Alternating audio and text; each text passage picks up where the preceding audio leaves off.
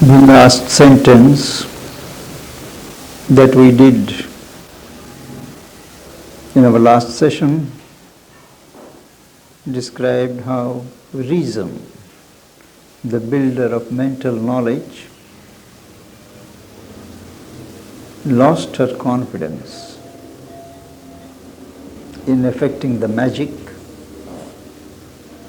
of imprisoning the soul in a phrase. Its highest wisdom was a brilliant guess. Its mighty structured science of the worlds, a passing light on being's surfaces. He realized that the highest wisdom built by reason was after all a guesswork, however brilliant, and the science of the worlds, laboriously built by reason, turned out to be a momentary light on the external surfaces of the being.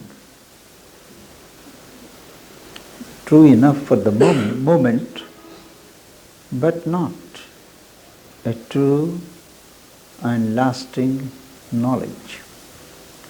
There was nothing there but a schema drawn by sense, a substitute for eternal mysteries. That is, it further describes the edifice erected by reason, which was nothing more than a series of schemes drawn by the sense mind, a substitute for eternal mysteries, a scroll figure of reality, an outline casually drawn to represent reality, a plan and elevation by the architect world. Word is taken to be the architect, and the structure of thought has its plan and elevation formed by the architect, that is word, imposed upon the semblances of time, not the realities behind time, but the appearances of time. Existence self was shadowed by a doubt. On that plane of experience, even existence of this world, even the self of that existence appears to be doubtful. There is always an overshadowing doubt, questioning the credibility of this existence.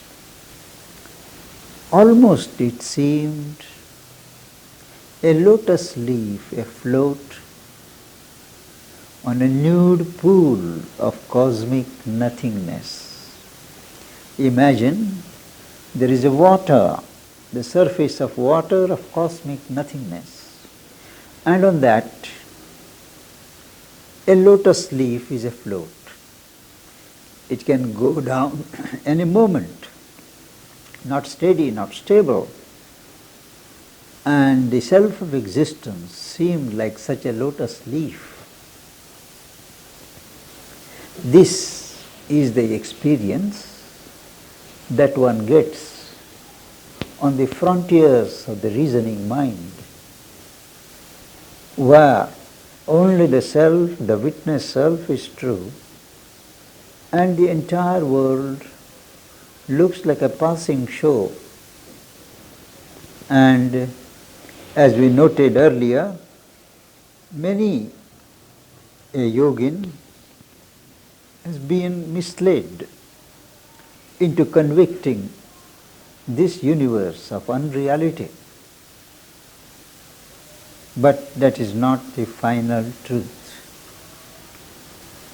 This great spectator and creator mind was only some half-seeing delegate.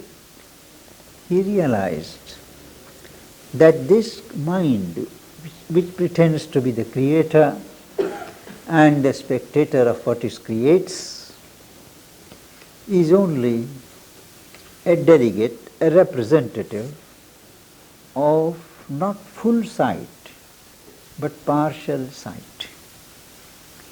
A veil that hung between the soul and light. This mind is only a veil between the soul and the light above. An idol, not the living body of God. This mind is only an image, an idol, and not an embodiment of God. Even the still spirit, it is not only the object, the objective universe that seemed to be unreal, but even the still spirit that looks upon its works was some pale front of the unknowable.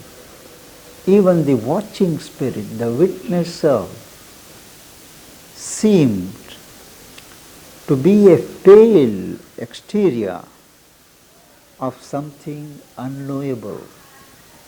It could not be known. A shadow seemed the wide and witness self. Even the wide and witness self looked only to be a shadow. It is on the verge of a zero nothingness. Its liberation and immobile calm, a void recoil of being from time-made things. That is, the liberation of the self, the immobile, unmoving calm of the self, looked only a kind of recoil from this universe made in time. It doesn't seem to be a self-existent reality, but a moment of recoil, not the self-vision of eternity. He doesn't have the satisfaction of having beheld the real being. Deep peace was there.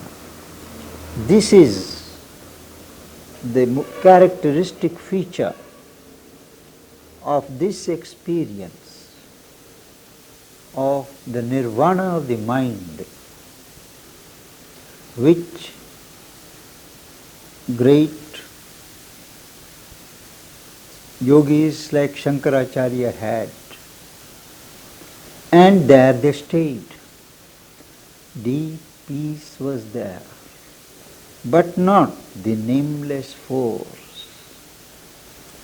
This life creation does not consist only of peace. There is also a force which cannot be designated, which cannot be named. And he says, our sweet and mighty mother was not there, who gathers to her bosom her children's lives, her clasp that takes the world into her arms, in the fathomless rapture of the infinite. There was peace. There was a sense of non-existence. But where is the world mother? That's what he asks. Who is both sweet and mighty, powerful. And that mother is not that witness unconcerned self, but one who gathers to her bosom her children's lives. Not only the children's selves, but equally the lives of the children. She is interested in how they live, what they do with their lives. Who gathers to her bosom her children's lives, her clasp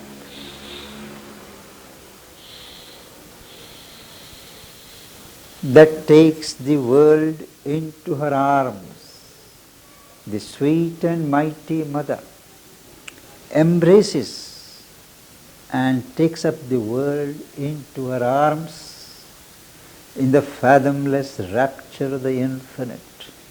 That clasp is to link this world with the fathomless rapture of the infinite, the bliss that is creation's splendid grain. Link it, keep it in the bosom of bliss, which is the splendid seed of this creation. That is what they mean when they say all creation comes out of Ananda, is sustained by Ananda, and goes into Ananda in its departing hence. Ananda khalu yamani bhutani jayante. In the Upanishad, the bliss that is creation's splendid grain, to that the mighty mother takes the world, or first is the fathomless rapture of the infinite, the bliss that is creation's splendid grain, or the white passion of God ecstasy that laughs in the blaze of the boundless heart of love, or something still more intense than bliss, which is God ecstasy in its white pure passion, and in its ecstasy it laughs.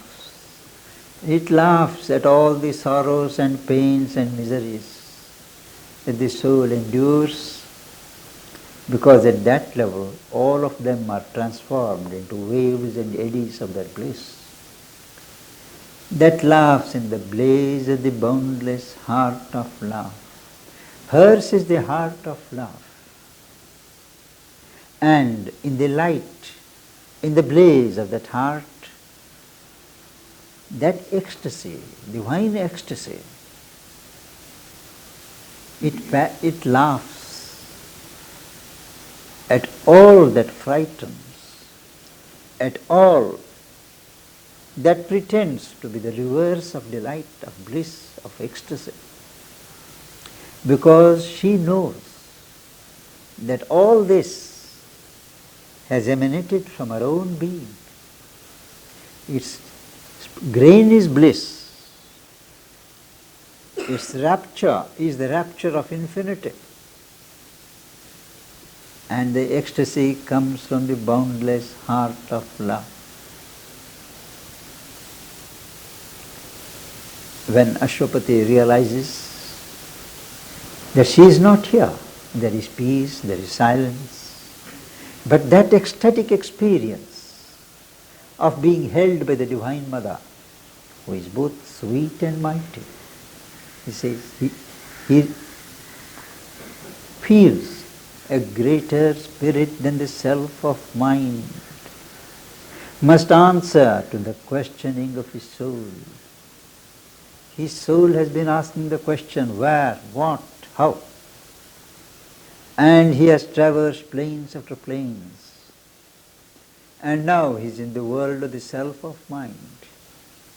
It appeared to satisfy in the beginning, but then he found the lacunae of having peace but not force, not the presence of the all-embracing mother.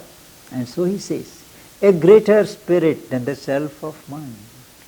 there must be, and that spirit must answer the questions of his soul. For here was no firm clue and no sure road. High climbing pathways closed in the unknown. All the pathways, roads climbing high, they disappear into the unknown. There is no finality, no ultimate destination that he could visualize. An artist's sight constructed the beyond in contrary patterns and conflicting hues. This uplooking sight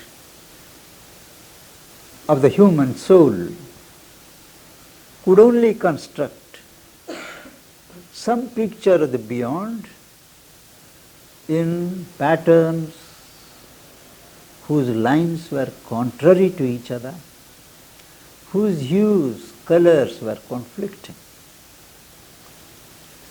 to show that what he saw was not the true picture of harmony. A part experience fragmented the whole. All that he got in this world of the self of mind was a part experience, a partial realization which fragmented, sectioned off the whole. He looked above, but all was blank and still.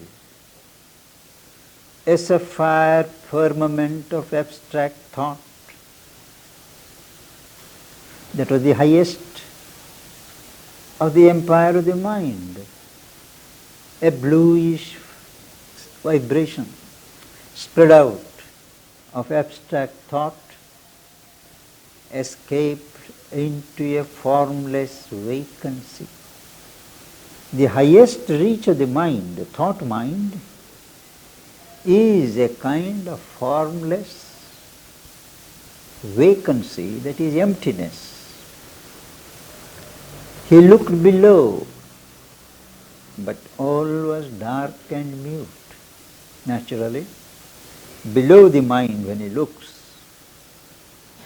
but in between, a noise was heard between of thought and prayer, a strife, a labor without end or pause.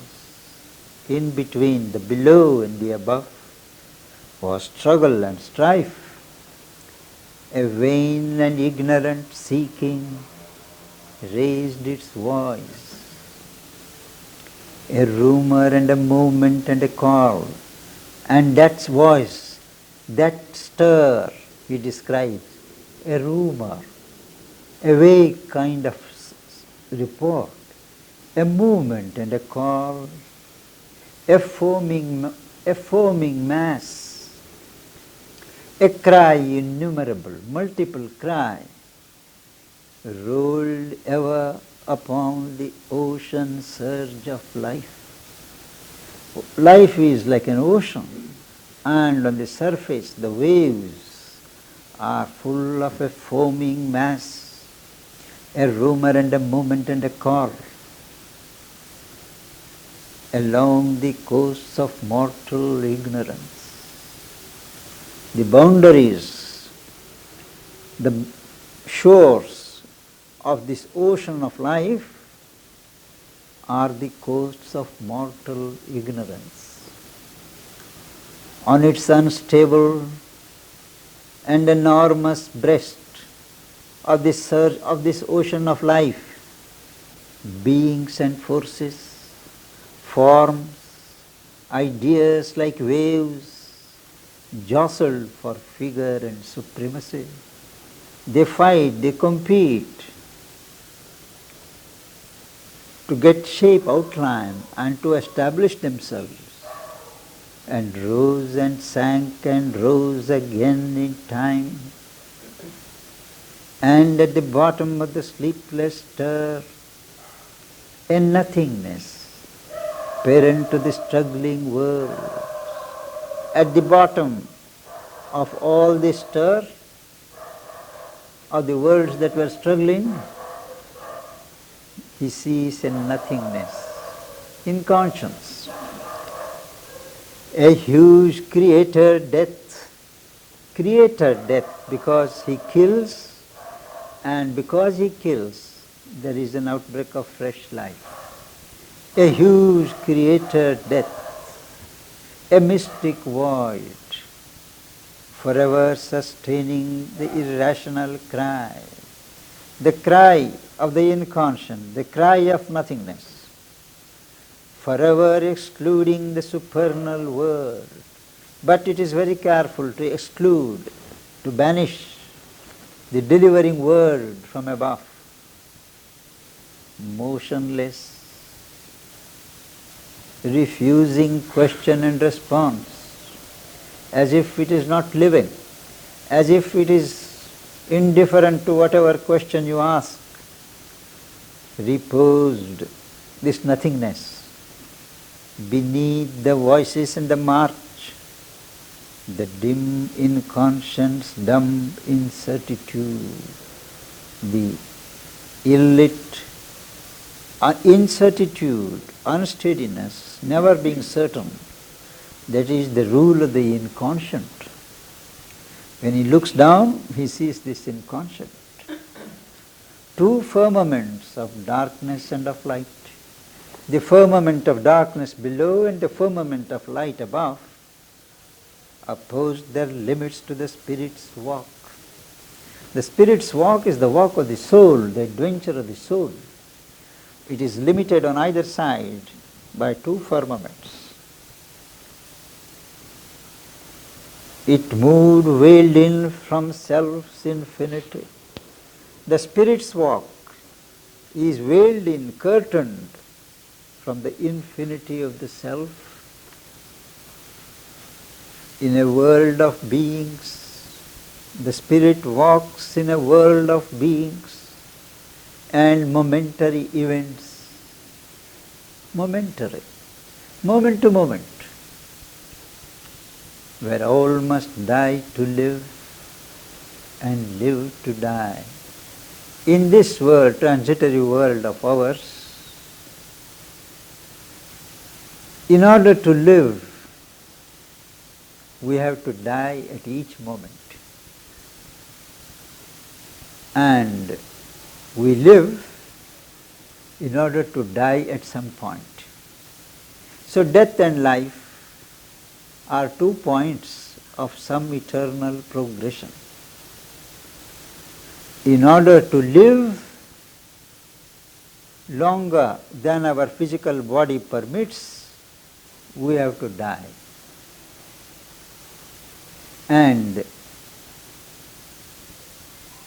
in order to give room to death, we have to live. That is, death is inevitable with life, and life is inevitable after death.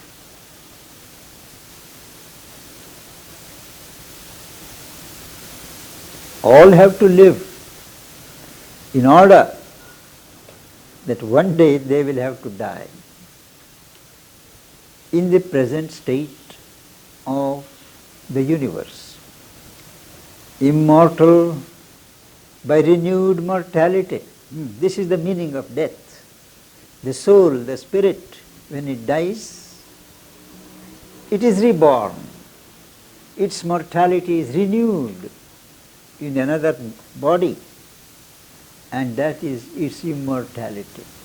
Its conquest over death is that it survives death. Maybe it changes its form, but it is not ended. Immortal by renewed mortality, it wandered in the spiral of its acts, or ran around in the cycles of its thought. Thought is more fast.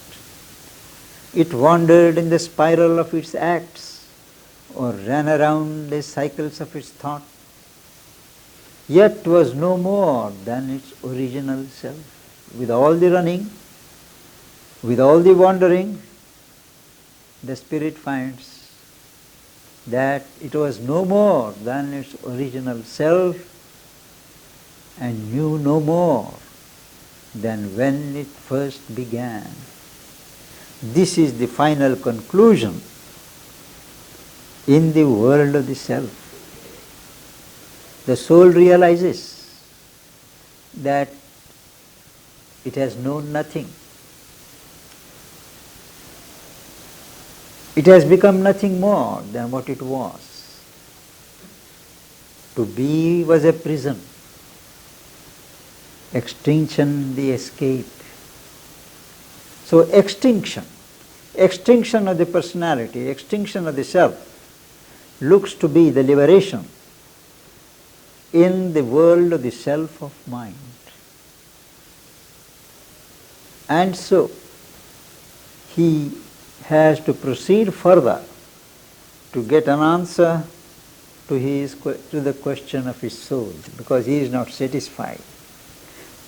To be in a state where to be was a prisoner. Not a rapture in the arms of the sweet and mighty mother, but a prison and extinction, the escape. If he sought the release, the escape, he had to achieve extinction, nirvana.